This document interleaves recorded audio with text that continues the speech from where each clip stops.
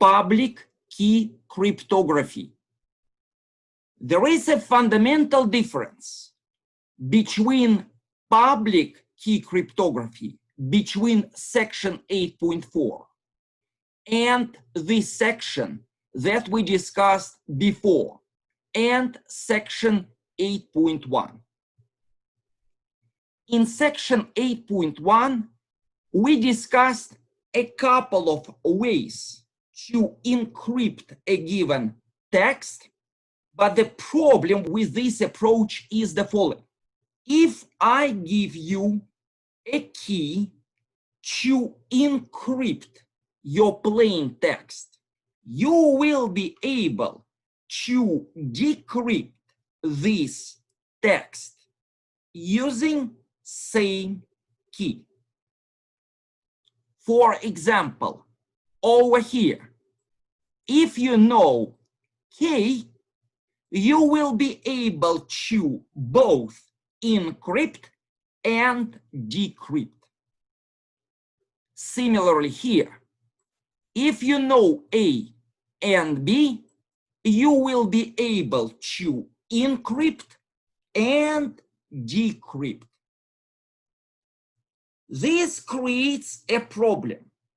Imagine that I give A and B to the whole group of students. In this case, each student will be able to encrypt his or her own plain text. However, each student will be able to decrypt anybody else's cipher text. The greatest advantage of public key cryptography is the following. If I give this pair of numbers to all students, each student will be able to encrypt his or her own plain text. However, nobody will be able to decrypt anybody else's cipher text. So, you are able to encrypt, but you are not able to decrypt if you do not know the underlying plain text. So, we start with a pair of integers. This is a positive integer and this is a positive integer. Now, the number n is the product of two prime numbers. Moreover, this word is important. P and Q are not just some prime numbers. P and Q are large prime numbers. What do we mean by a large? A large means it is very hard to factor n without knowing P and Q. So P and Q are supposed to be gigantic prime numbers. The key point is, it is fundamentally harder to factor n than to find the product of P and Q. This idea is the most fundamental idea behind public key cryptography. Factorization is significantly harder process than multiplication. Next, the number E satisfies the following property. E and phi of n are relatively prime, where phi is Euler's function. Let me remind you what is Euler's function. It's over here. This is definition, and here is the formula. Note that we can easily find phi of n if factorization of n is known. Please take a look at the appendix. Once again, over here, we have the same formula. This formula. And now, in particular, if n is equal to pq, we replace n by pq here and here, done. And then this becomes this. So after we move p inside here and q inside here and simplify, we get this. So phi of n is equal to p minus 1, q minus 1. Repeat once again. If we know p and q, it is easy to find phi of n. Phi of n is p minus 1 times q minus 1. Since we know phi of n, it's not that hard to come up with a positive integer such that e and phi of n are relatively prime. Here is what we do next. To encrypt a message, we first translate the letters into their numerical equivalents. We use this table. Then form blocks of the largest possible size with an even number of digits, even because we replace each letter by the corresponding 2-digit number.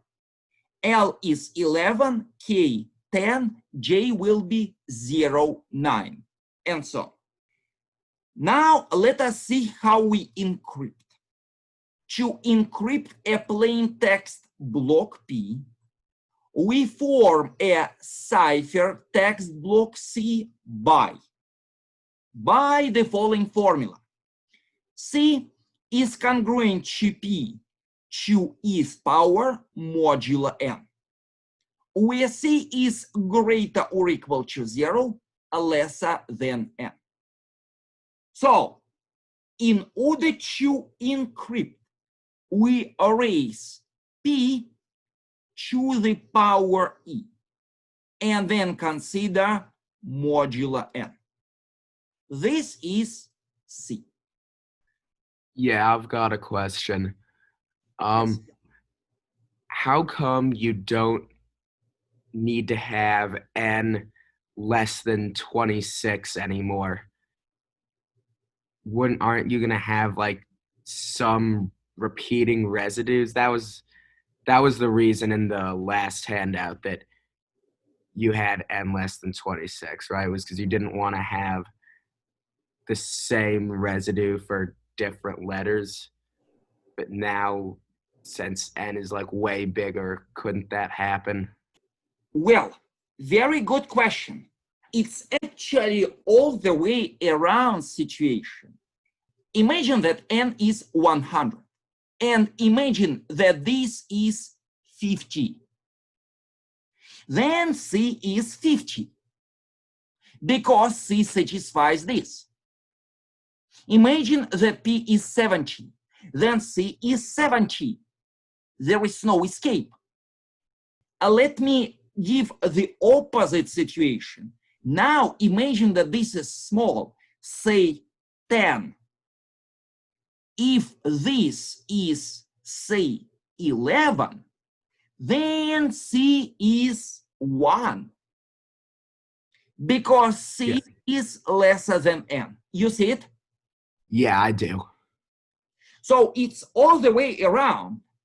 If n is huge and this is not so big, there are no repetitions. Here is what we do next. The next natural question is, we use this formula in order to encrypt, but how do we decrypt? Well, here is the formula. In order to decrypt, we raise our encrypted text, our ciphertext, to the power d, and consider everything modulo n. Of course, question is, what is d? Here it is. D is an inverse of E modulo phi of n. Note that by theorem 1 from section 4.2, D exists because E and phi of n are relatively prime.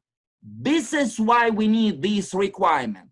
Now, let me go back to this section. Let me remind you what is inverse. Over here, this is definition of inverse. An inverse of A modulo M is a solution of this congruence. So, over here, since D is inverse of E modulo phi of n, D is a solution of the following equation. E times X is congruent to 1 modulo phi of n.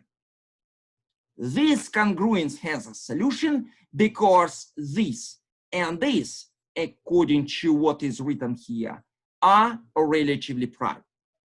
So, in order to decrypt, we have to know D.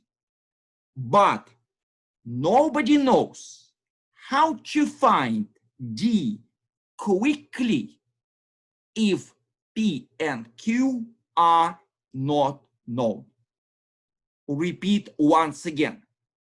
In order to decrypt, we need D.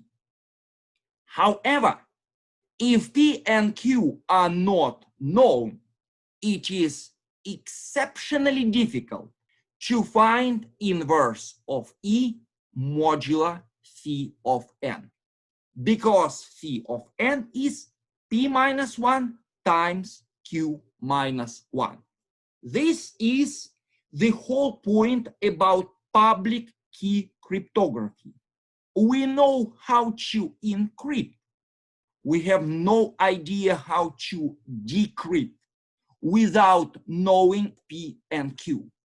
In order to encrypt, all we need is E and N.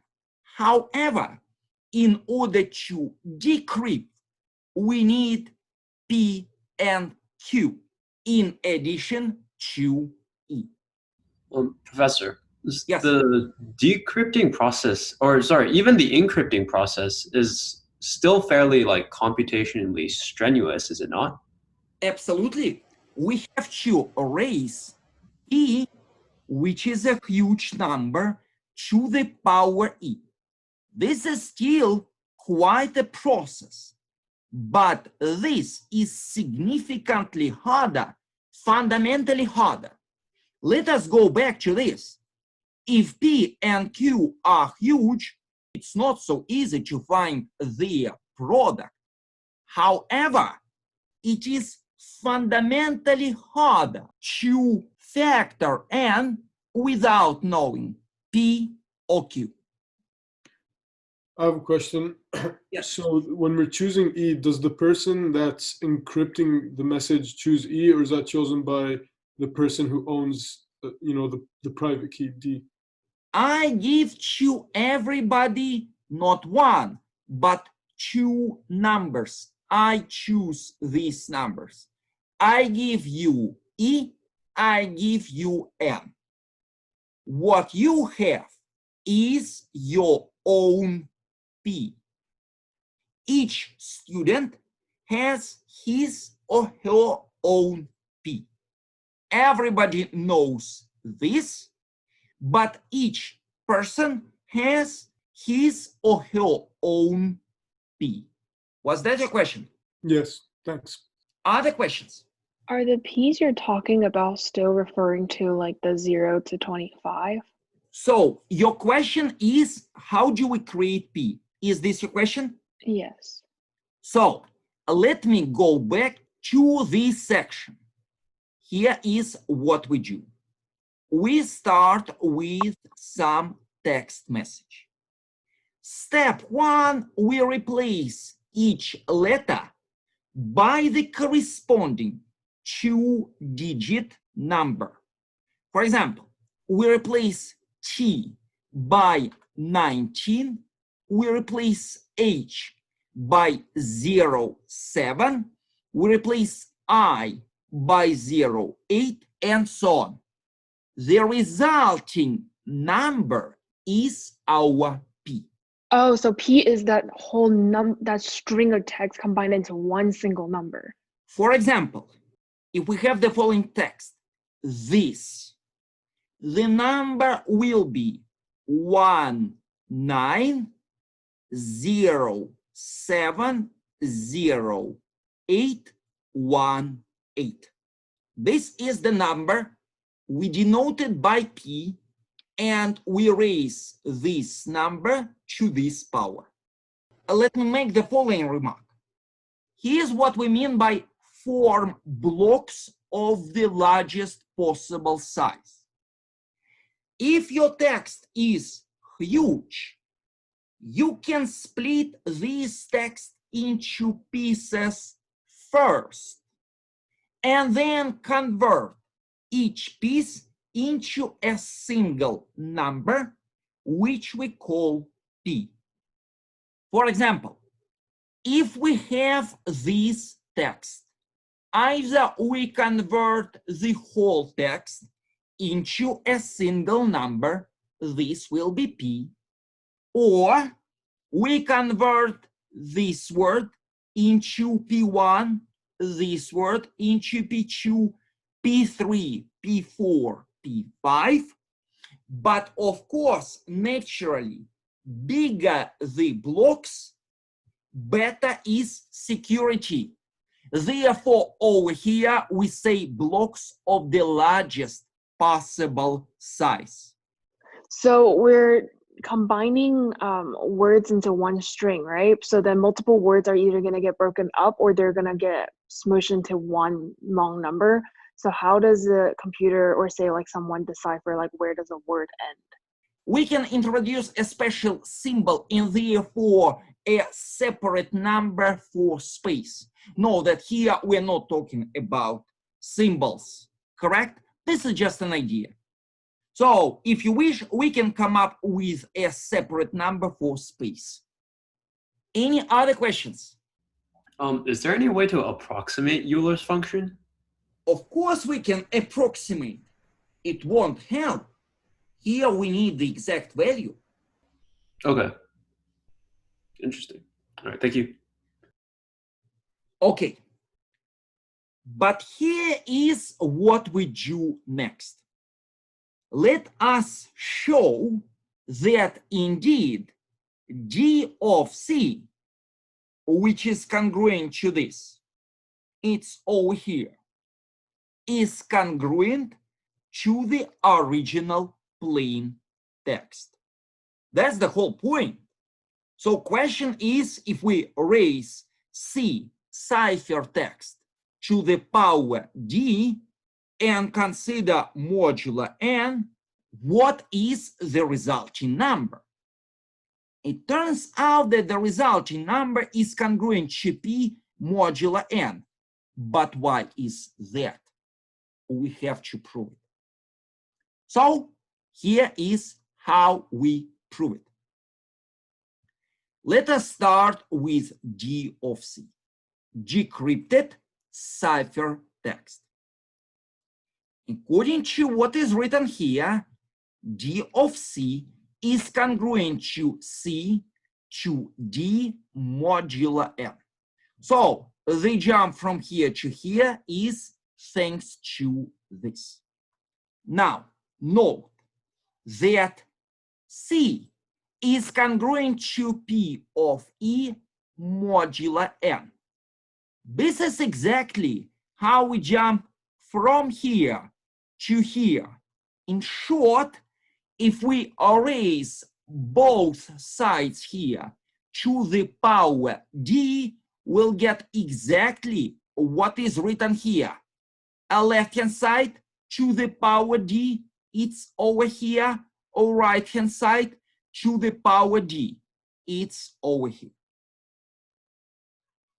Next, here we put normal equal sign, because by algebra, p to the power e, the whole thing to the power d is equal to p to the following power, e times d. It's exactly what we have here. Next, we will discuss in a moment the following. ed, this, is equal to k times phi of n plus 1. We will discuss it in a moment once again. This is how we jump from here to here. Once again, we jump from here to here thanks to this formula. Lastly, by algebra, p to the sum of two powers is equal to p to this power, which is over here, times p to the first power, which is p. Conclusion.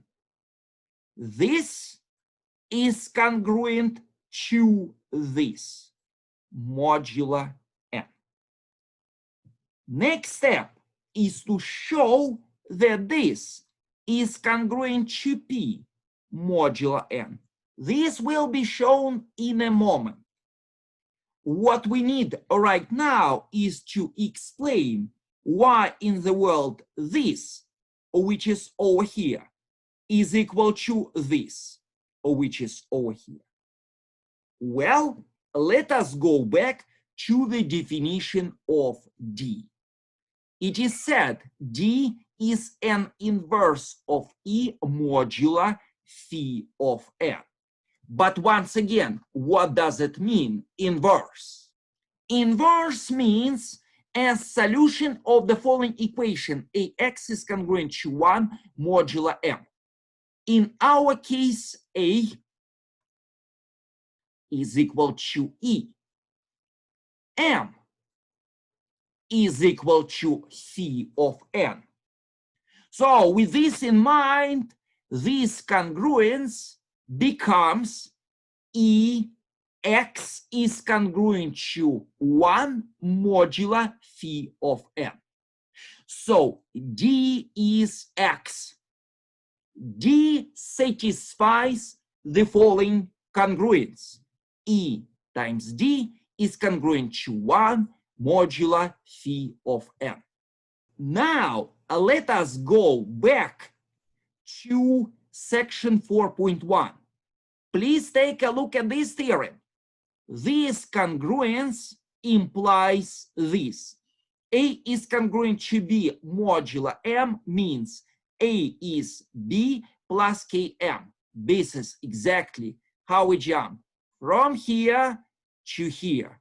Since ed is congruent to 1 modulo phi of n, ed is equal to phi of n times some integer plus 1, which is over here. So, done. D of c is congruent to this modulo n. Once again, we are not done yet because we have to show that this is congruent to this. So, how do we show that this is congruent to this? Let us consider two cases. Case A. Plain text and n are relatively prime numbers. Well, guys, in overwhelming majority of cases, plain text will be a relatively prime with n because p is gigantic. n is even bigger, it's hard to imagine that two gigantic numbers have a common factor. Know that n is not even, n is odd, because n is the product of two huge and therefore odd prime numbers. So probability that the greatest common divisor of p and n is greater than 1 is almost 0. However, here, to be absolutely precise, we will consider two cases. Greatest common divisor is 1, and then in B, greatest common divisor is greater than 1. If greatest common divisor is 1, it is relatively easy to show that this is congruent to this. Note that by Euler's theorem, P to this power is congruent to 1 modulo n. Here is what we do next. Let us multiply both sides here by P. We get this. So this, which is over here, is congruent to this. Since this is congruent to this, and this is congruent to this is congruent to this modulo n, we are done. Now, as I said, this case is exceptionally rare. It is almost impossible to imagine that two gigantic numbers will have a greatest common divisor greater than 1. Oddly enough, despite the fact that this is a very rare case, it is significantly harder to show that this is congruent to P modulo n in this case. So here is what we do. Once again, step 1, copy this. The left-hand side is over here. The right-hand side is over here. We have this. Here is what we do next. So what is written here means the following. By definition of congruences, this minus this is divisible by n. But note that n is divisible by p because n is pq. So, since this minus this is divisible by n, and n is divisible by p, this minus this is divisible by p, which means this is congruent to this modulo p. Next. Now let us consider two cases again. So once again, in order to prove that this is congruent to this, we consider two cases, case 1 and case 2. Now let us split this case, case B, into two sub-cases.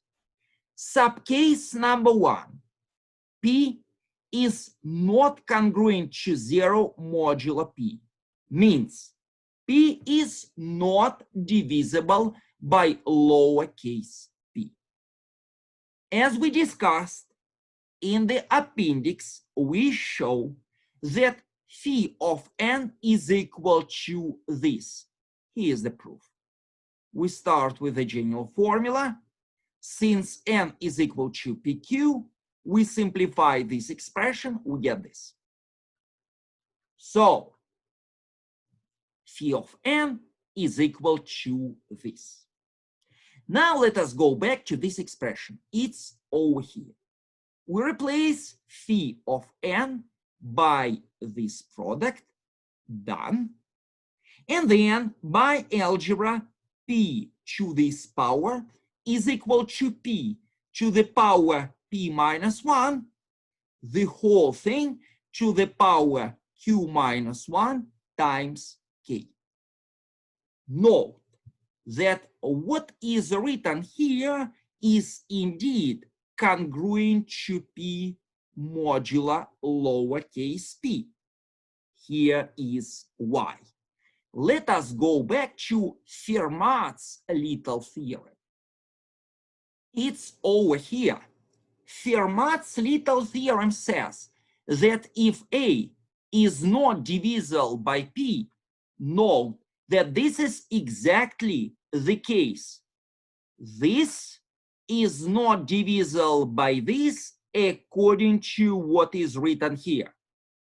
So, since this is not divisible by this, by Fermat's theorem, this, which is over here, is congruent to 1 modulo lowercase p. Now, in order to jump from here to here, we do two things. Step 1, raise the left-hand side and the right-hand side to the power q minus 1 times k. The left-hand side becomes this expression without p. The right-hand side is still 1. After that, if we multiply both sides by p, the left-hand side becomes the whole thing here, the right-hand side becomes this. So, in short, this implies this. Therefore, the left-hand side is indeed congruent to p modulo lowercase p. So, what we have right now is the following. D of c is congruent to p modulo lowercase p. So, once again, repeat once again. We have this. We want to show that this is congruent to p modulo n. What we have right now is the following. We just proved that this is congruent to p modulo lowercase p. Moreover, we proved it only in this case. Now, let us consider subcase number 2. Suppose p is divisible by lowercase p. Then, please take a look at 4. Since p, which is over here, is congruent to 0 modulo lowercase p, if we multiply both sides here by this expression, the left-hand side here becomes this. The right-hand side here remains 0. So, if we multiply both sides here by this, we get the following. On the left, we will get this. On the right, we will get 0.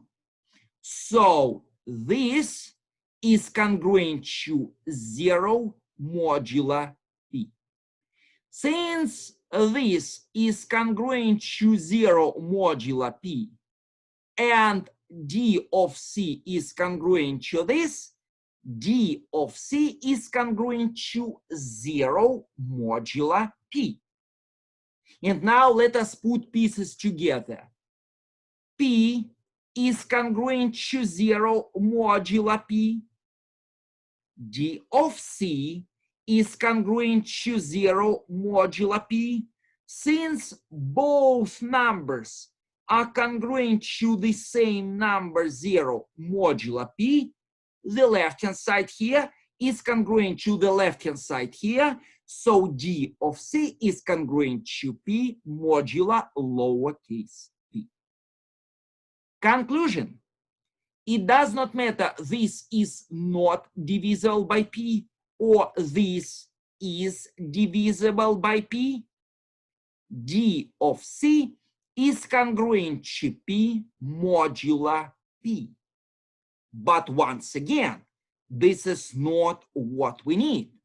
What we need is to prove that D of C is congruent to P modulo N, not P.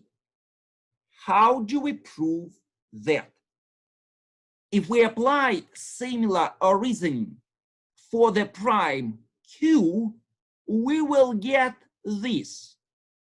Here's what I mean by that. Note that what is written here implies this, where instead of P, we have lowercase q. If here we have Q, here we have Q, here we have Q, and so on. So, if we start from this, we prove two things. This modulo P and this modulo Q. It's exactly what is written here. Here is what we do next. Note that this system indeed implies that D of C is congruent to P modulo N. Here is why.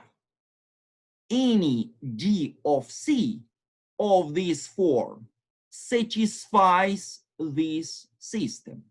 Indeed, if you replace this by NM plus P, we'll get the following. NM plus P is congruent to P modulo P, which is indeed true because this minus this is NM, which is indeed divisible by P. For the same reason, we can replace this by this, because NM plus P minus P is divisible by Q. So once again, any D of C of this form satisfies this system. On the other hand, this system has a unique solution, modulo N, by the Chinese remainder theorem. Let us go back to the Chinese remainder theorem. It's over here. Please take a look at this. If we consider this system of congruences, where these numbers are relatively prime, indeed, P and Q are relatively prime, then the system has a unique solution. So, this is a solution. This system has a unique solution, therefore D of C is indeed of this form, means D of C is congruent to P modulo N. Let me actually make two remarks. Remark number one. One can check that our reasoning in case B also applies in case A. But the reason why we still split into two cases is the following. Case B is very rare, and case A is much easier to prove. Lastly, because D of C is between 0 and N, 1, which is over here, implies D of C is equal to P. Remember, we don't really need congruence. The ultimate goal is to show that the decrypted text that we obtain using this formula is equal to plain text. We just proved this. Its congruence there is no equal sign here. However, since d of c is between 0 and n, this and this implies this, and we're completely done.